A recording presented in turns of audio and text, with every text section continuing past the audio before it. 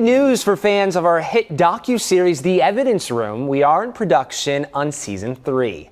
For those of you who have not seen it, The Evidence Room documents our investigative team's work inside the Harris County Criminal Archives, going box by box through some of the most notorious crimes in our history to bring you perspectives on cases you've never seen before.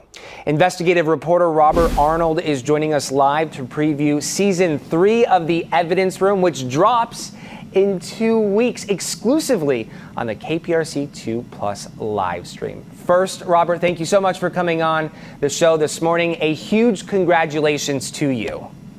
Well, thank you very much. Matter of fact, after we finish our conversation here, I'm actually headed to start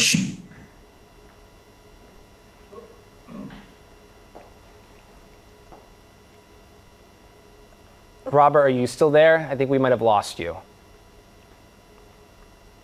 Continue on. We're almost finished with the research portion. This takes quite a bit of research to go through these cases because there is so many different pieces of evidence that goes into each case. And there's a lot of context and a lot of layers that go into a lot of these different criminal cases that don't necessarily come out as these criminal cases are unfolding, like through the arrest, through the trial, through the whole back and forth, the sentencing and eventual punishment. There's a lot of context that doesn't come to light. And this is our chance to really go into those different layers and add that extra context to some of the cases that have really left indelible marks on our area. And we do look for cases that not just are notorious, but have had an impact on our area in terms of either advancing victims' rights or actually leading to changes in the law.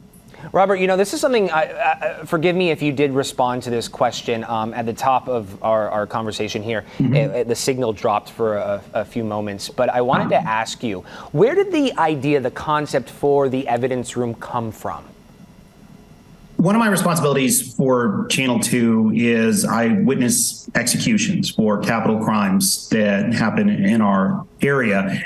And before each time I would witness an execution, I would go down to the county archive, go through the evidence, go through the file. So I would make sure that I was familiar with the case and everything that led up to the point of execution. And so when I was talking with our executive producer, Anna Lastra, as well as some of the producers at our corporate level for our parent company, they were like, you know, that sounds like that could be potentially a show with different episodes happening periodically. And that's where it started. That's how it all started, was from the work that I did to prepare myself to witness executions. And it's resonating so wildly with our community.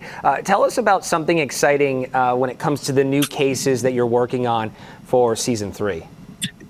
There's 2 in particular. The first one is the Malibu Grand Prix murders, and it's the 40th anniversary of those. And the reason that this is one case that I really wanted to go into, because I remember these murders as a child. I was a 12-year-old boy when this happened in Malibu Grand Prix. Man, that was just about the coolest place on earth to me. And so when my parents were watching the news one night and it comes on that there were these really savage murders that took place at, honestly, that was supposed to be a place of safety, of fun, of entertainment, it really kind of, I remember, it stuck in my head. And so that's one of the cases that we're going into. That's our first episode this season. The other one is the Acres Homes serial killer. And the reason this one was really important to me is this was a series of attacks, assaults, and murders of prostitutes in the Acres Homes portion of Houston. And for police at the time this was happening, there was a lot of crime going on. It was overwhelming. There could have been a case made that these are individuals who lived high-risk lifestyles, therefore their cases didn't take priority over some of the other cases, but that didn't happen. The detective that we're going to introduce you to in that episode said, no, every life has value, every life has meaning, and nobody deserves to die the way that these women did. And she worked for years to finally bring a conclusion to these murders. And one of the most interesting things that we're going to go into in the episode is the person who is believed, who police say is responsible for these murders, is in prison, but he's never actually been convicted of murder. And we'll explain why in that episode. Very fascinating, very interesting. I know for this season, an episode on this season, you hit the road with former KPRC2 reporter Phil Archer for one of the episodes, yes. Right? I was just going to say that must have been a field trip. For this episode, you explore the Robert Durst case. Tell us more about this one. Well, okay. Man, this is a person who, Robert Durst, is somebody who literally his entire adult life was followed by death and suspicion and misery. He was an incredibly wealthy New York real estate heir that somehow made his way down to Galveston and was living as a deaf-mute woman in a boarding house. Even though he had plenty of money, he was living in this boarding house in Galveston, and he wound up killing his neighbor, Morris Black. More shockingly, yes, he killed his neighbor.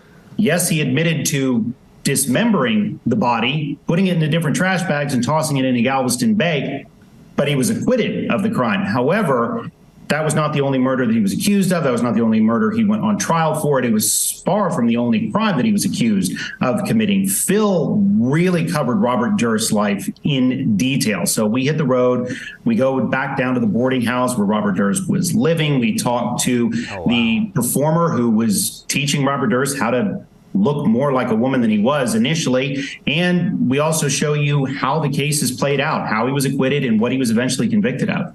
Wow. That's going to be quite the episode. As we mentioned, season 3 is in production. Season 1 and 2, they're in the books.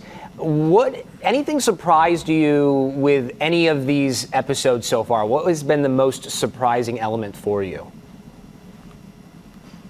The work that is done always to make sure that the victims don't die in vain. Like I said, we try and focus on cases that advanced either victims' rights or led to changes in the law. One of the episodes that we have coming up this season really advanced victims' rights. It is the reason that victims now give impact statements in criminal cases in court, and it was also one of the main reasons that family members of victims are now allowed to witness executions. So the work that goes on to say, okay, we can't bring these people back, but by God, we're not going to let them die in vain. Those are the things that surprised me. And again, the Acres Home serial killer, this detective and her partner spent years to put together these murders. And really, it's just an amazing piece of police work. So those are the things that really surprised me. Why do you think this docuseries is resonating so well with audiences on the stream?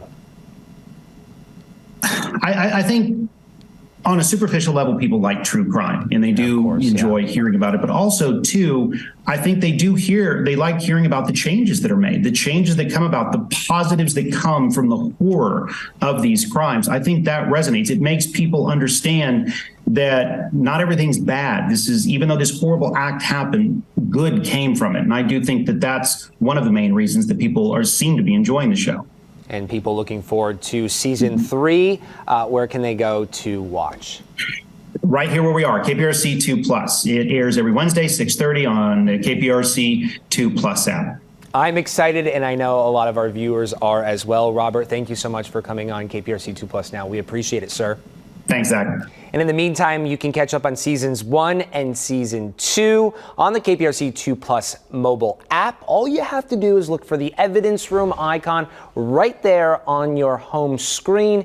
You can also binge watch episodes and learn more about the history behind them at clicktohouston.com/theevidenceroom.